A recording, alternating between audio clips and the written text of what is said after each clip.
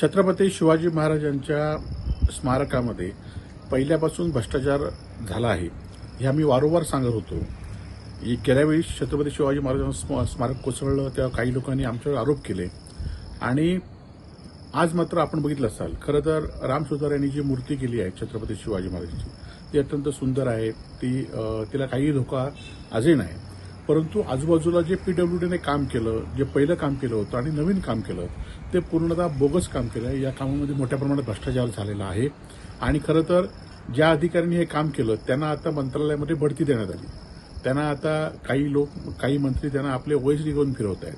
खरं तर त्यांच्या म्हणजे ज्या पुतळ्याच्या स्मारकाची जबाबदारी होती त्यांच्यावर कुठलीही चौकशी झाली नाही. एका वेल्डिंगवाल्याला अटक करण्यात आली त्याला आणि त्याच्या पुढे त्याच्यावर काय गुन्हा नोंद झाला हे काही अजूनही समजलं नाही.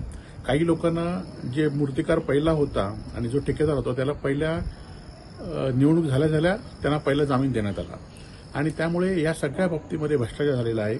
खरं तर माननीय मुख्यमंत्री देवेंद्र फडणवीस यांनी या सगळ्याची सखोल चौकशी केली पाहिजे आणि दोषींना कडक शासन दिलं पाहिजे. त्यासाठी स्थानिक अधिकाऱ्यांना, स्थानिक लोकप्रतिनिधींवर विश्वास न राहता आपण स्वतः लक्ष घातलं पाहिजे अशी विनंती आहे.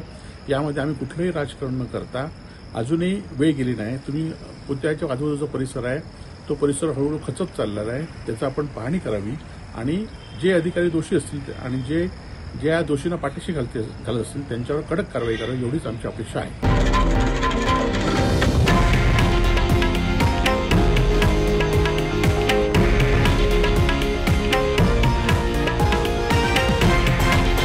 हे आहे देशातील नंबर 1 न्यूज नेटवर्क आणि आपण पाहत आहात TV9 मराठी, एकमेव.